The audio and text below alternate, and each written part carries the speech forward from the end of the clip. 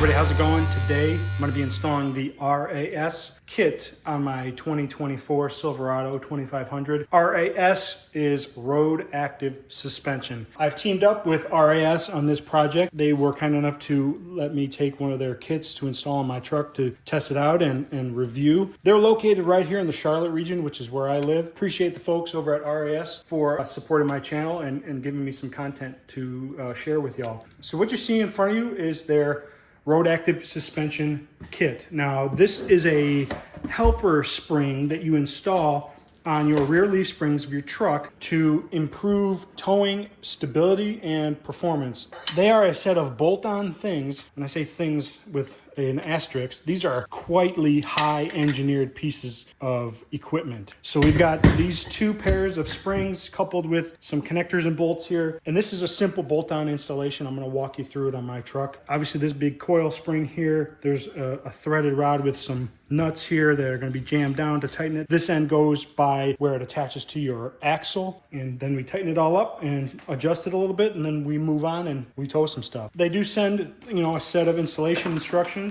a nice sticker, and they do send a couple of these little wafers, I'm going to call them. When you get to the point of adjusting the tension on this spring, you're going to use these as feeler gauges, more or less, to see how much space you've got between these springs. So they've got two different sizes, one for 25% increase and then another one for 50% increase.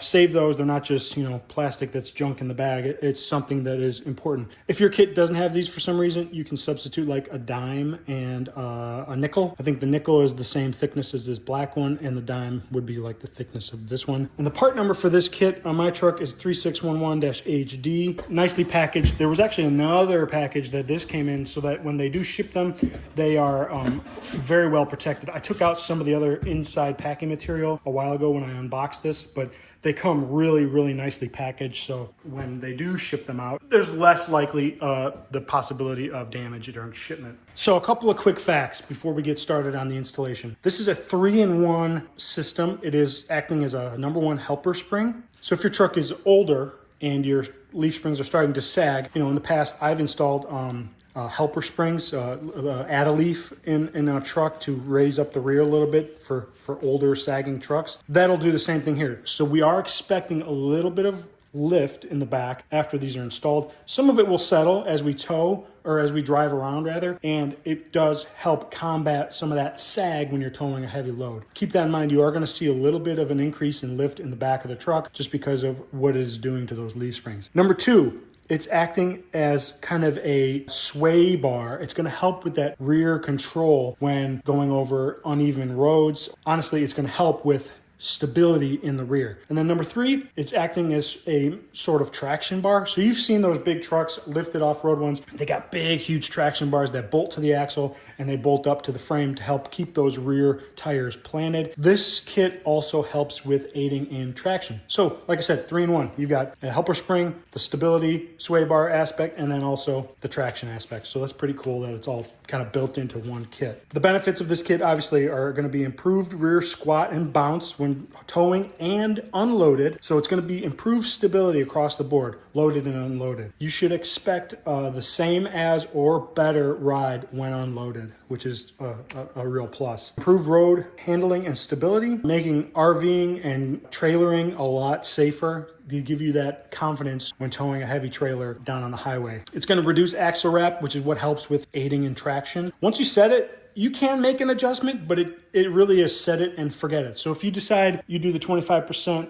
and you want to up it to the 50%, yeah, that's the adjustment you can make. But once you set it, there's no adjustments or maintenance needed. It's done. It installs 100% bolt-on, and it can be done in like an hour. So I'm going to play with it here. I'm going to do one side off camera just to get the procedure down, and then I'll walk you through the other side. Just because I've never installed one of these. I've watched about a dozen different videos of people installing them. I just want to make sure I'm giving you all the best information possible. So that's why I'm going to do one off camera. These come standard with a 5-year warranty, which is really, really good. And then also you can upgrade to a warranty plus for a fee. That will be lifetime warranty of the units. They also give a 30-day money back guarantee. So if you buy this, you install it on your truck, you decide it's not for you, you can get your money back within 30 days. With all that said and out of the way, let's get set up on the truck. We need to lift the rear of the truck and make sure it's safely off the ground before we start working on it, and that's what we're gonna do next. So I've got the truck set up in my garage here. Hopefully I can lift it high enough to clear my garage door. I only got a couple inches at the top there where my garage door is, but we'll see how it works. Otherwise we're gonna move out into the driveway. But I've got the front wheels chocked. I've already removed my hubcaps, as you can see, just to save a little time. We're gonna loosen the rear two wheels of the lug nuts, just enough to get them loose. And then we are gonna lift the rear of the vehicle off the ground. When you install these springs, you want the rear suspension to be at full sag, because you want the full arc of that leaf spring. So it's really important to lift it up, make sure it's safely jacked up. Then we will take the wheels off and get everything set up and make sure those leaf springs are sagging all the way.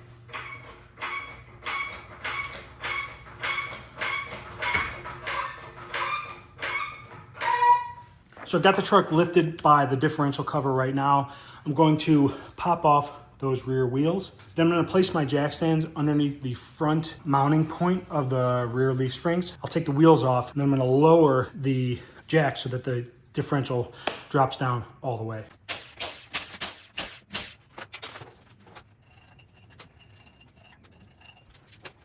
All right, I got that one side done. I'm just gonna do the other one off camera, and then we'll get the jack stands set up where we need them. All right, so let me just show you where I'm gonna put my jack stands. So I've got my jack set up here. This is the front eye hole of the leaf spring. It's not touching it because I have to lower the differential, but that's where I'm going to be lowering them on both sides. You can see the other one over there. So I'm gonna lower that out of the way. Hopefully this gives us full droop of the differential. All right, we're gonna lower slowly down onto those jack stands.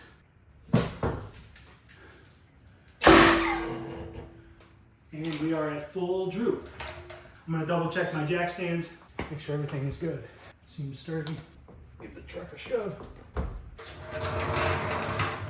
I'm also gonna do this with my jack, just barely giving pressure on the trailer hitch, just as an added layer of protection. If your jack doesn't go that high, you can put your hitch receiver with a drop down in, and you can jack off of that. All right, so when they ship these from their factory, they tighten up this threaded rod into the coil spring quite a bit just to fit in their boxes. So the first step you're gonna need to do is loosen that coil spring a lot, especially on the heavy duty trucks, so that you have enough length to get this over the eye hole in the back of the leaf spring, and then this has to go over the front perch at the axle. So spend some time going through and loosening this thing up whole bunch, probably 5 or 6 inches, to make sure you have enough space. After you get it extended to where you want, you're also gonna remove this bolt with a nylock lock nut, and then also the big old 10mm Allen and this gold bushing. We're gonna reinstall it after we get it slid over the axle perch, but you need to remove it first.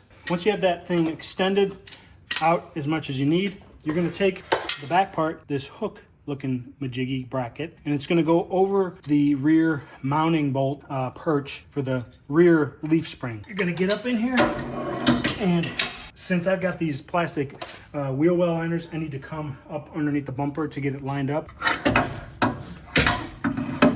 Just like that, and you want to make sure you get it centered on that leaf spring. It may want to move when you start tightening, so you'll have to check it probably a couple of times, but that's what that's going to look like. Next, we're going to take our 10mm Allen bolt, and from the inside of the axle, we're going to feed it through the hole on the end of this bracket. So we got to start it and just get it started, and then we're going to take the bushing that comes with and slide it over the inside part of those threads, and then push that bolt all the way through so it comes out. Right here you can see there's the end of the bolt, and we're going to take the nylon lock nut they include and thread it onto there, and at a certain point this is just going to start spinning. So then you need to hold the inside with a 10mm Allen, and then this on my truck is a 19mm nut. So I'm going to hold the inside part with the 10mm and then tighten this down with the 19mm. Also, before you start tightening anything, you want this to be mounted like tight up underneath the leaf spring, not down here like on the U-bolts, but like up here at this perfect corner.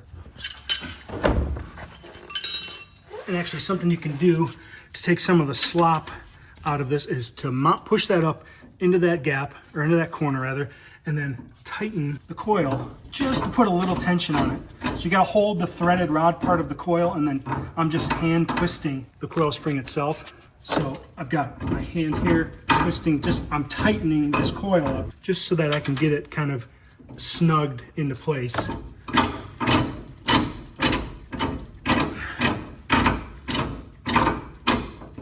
I can feel we're starting to get some tension here, which is good. Let's look back down here.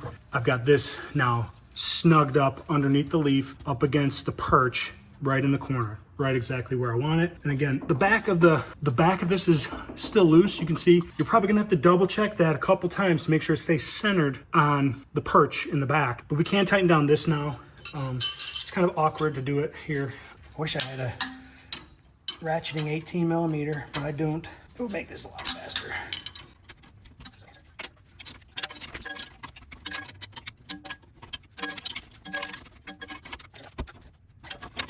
And basically what you're looking for is this to be nice and tight. You can only tighten it so far because once you close this gap with the nylon lock nut on the bolt, the bushing is not going to allow it to tighten anymore. So just get it good and tight. You know, you can see how many threads I've got here. It's about 1/2 inch or so to get it nice and snug. Now we can concentrate back up on this part of the coil spring and tighten it up so that we can start checking the gap on the springs with our spacer tool. All right, so we're going to begin tightening the coil spring. I've got it just kind of snug right now. It's kind of annoying with my wheel well liners. Yours might be easier and you can see the back perch right here, but if you can't, you got to come through the bottom here. And what I've done is I've wedged my 24mm crescent up against the body and on this top bolt, so that when I'm turning the bottom nut and tightening the coil spring, it doesn't spin the thread, because otherwise you're just going to be spinning and spinning and spinning here for days. We're going to tighten right here and start opening these coil springs just a little bit. And then these need to be backed off significantly so that you don't accidentally tighten it down while you're working. And this front nut is also a 24mm. I only have one, so that's at the back like I showed you. I'm just using a big open-ended crescent and adjustable crescent rather, and I'm tightening this just a couple turns at a time. You'll be here for a minute, but as you can see, we're only turning this portion. The threads up here are staying stationary. I'll go slow so you can really see it. See those threads, they'll move at all. So just take your time, start tightening.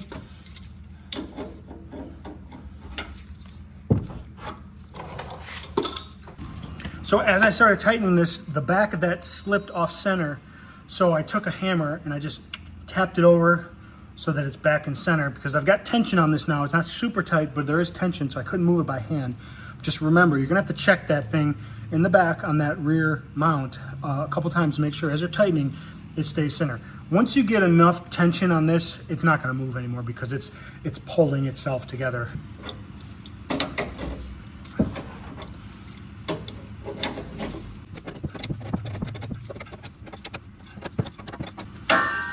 After a while, you'll start hearing these creak as you are opening up the coils. And you'll start seeing a gap start to show as well.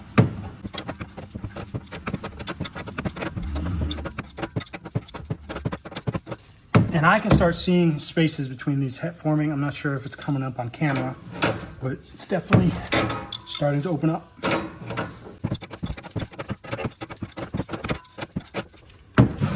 Let's take a look at where we're at.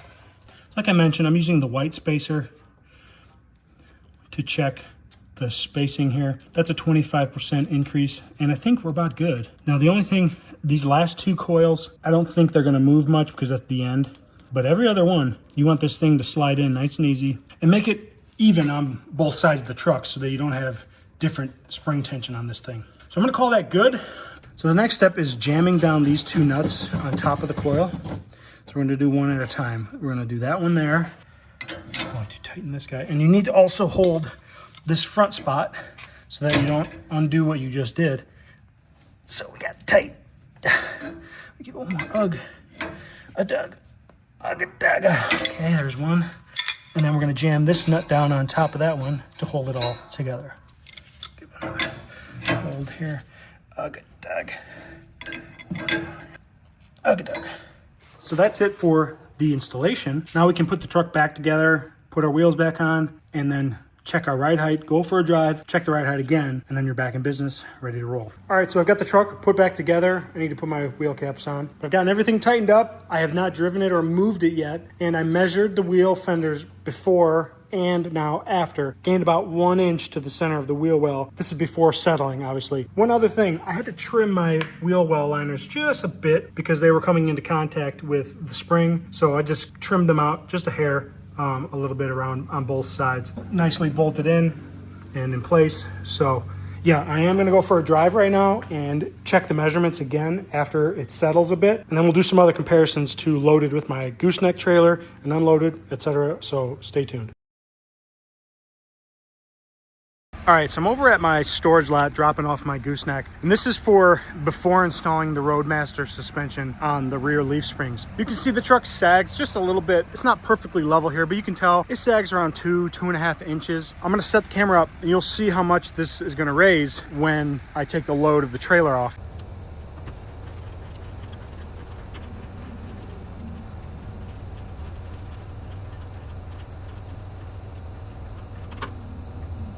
We'll compare that after we install the Roadmaster on the rear leaves and see what the difference is. All right, so I'm going to hook up my gooseneck for the first time after installing the Roadmaster springs. You can see they're installed there on the rear. I have not hooked up yet. I'm just about to lower the trailer on. I'm gonna set my camera up over here somewhere, and then you can see the difference in the squat compared to that previous footage.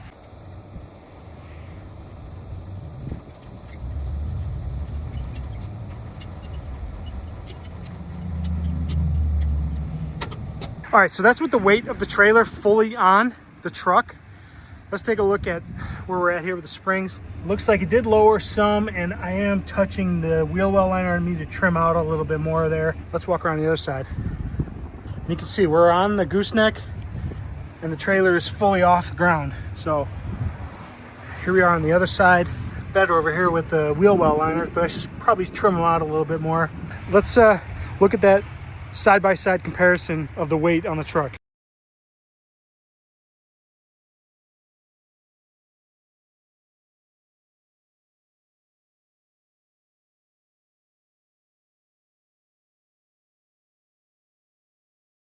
All right, so I've been driving around with the RAS system installed on my truck for about a week or so. I've had the chance to tow my gooseneck trailer for an extended period, about 8 hours yesterday. I had the trailer hooked up, driving to and from a job site, moving some material. And I gotta say, there's definitely a benefit with the RAS installed on the truck, empty and loaded. Now, the biggest benefit I see so far is the stability in the rear. That sway is kind of gone, especially with the trailer hooked up. It makes the truck feel a little more planted in the back when you're rolling down the road going 65, 70 on the highway.